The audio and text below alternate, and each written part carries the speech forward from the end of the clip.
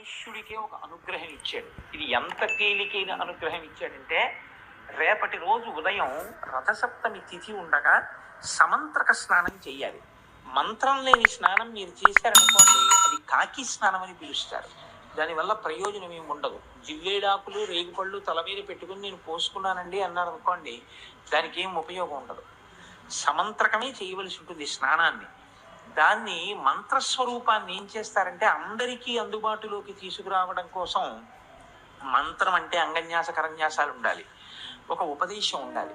ఇవన్నీ మళ్ళీ అందరికీ ఎలా అందుబాటులోకి వస్తాయి? మళ్ళీ అందరూ దీని ఫలితాన్ని ఎలా పొందుతారు? ఇప్పుడు ఆ మంత్రాన్ని శ్లోక రూపం చేస్తారు, అంటే ఇంకా అనుగ్రహిస్తారు.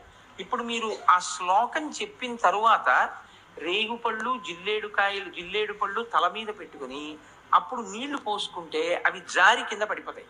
అలా పడిపోయాయి అనుకోండి, 7 జన్మల క్రితం చేసినటువంటి పాపాలని ఆ స్నానంతో తీసేస్తారు. అది ఎప్పుడు ఉంటుంది అంటే ఒక్క రథసప్తమి నాడు మాత్రమే ఇస్తారు ఆ అనుగ్రహాన్ని. అది ఎలా ఎందుకు ఇస్తారు అంటే ఈశ్వరుడి యొక్క అనుగ్రహం అంతే.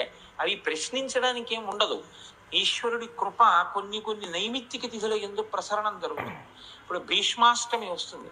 ఆ రోజున మీరు తర్పణ భీష్ముడికి విడిచిపెట్టారనుకోండి, విడిచిపెడితే ఏమవుతుందంటే కొడుకులు లేని వారికి కొడుకు పుడతాడు. అంత గొప్ప తిథి అది. పుత్ర సంతానం కలగకుండా అడ్డుకున్నటువంటి పాపాన్ని తొలగించగలదు. అంత గొప్ప శక్తులు కలిగి ఉంటాయి. దానికోసం పెద్దలు ఏం చేస్తారంటే భవిష్యోత్తర పురాణంలో ఈ విషయాల్ని ప్రస్తావన చేస్తూ దానికి సంబంధించినటువంటి శ్లోకాన్ని ఇచ్చారు. సరే, మనకి తెలుసున్న విషయం ఎలాగో ఉపన్యాసాలు చెప్తున్నాం కదా, మనం నలుగురికి చెప్తే ఎవరు దాని యందు ఆస్తిక్య బుద్ధి ఉందో దాన్ని వారు వినియోగించుకుంటారు అని నేను ఆ శ్లోకాన్ని ఇవాళ రాసుకుని రావడం జరిగింది. ఒక్కసారి మీరు వినండి, రేపు ఆ శ్లోకం చెప్పుకోండి.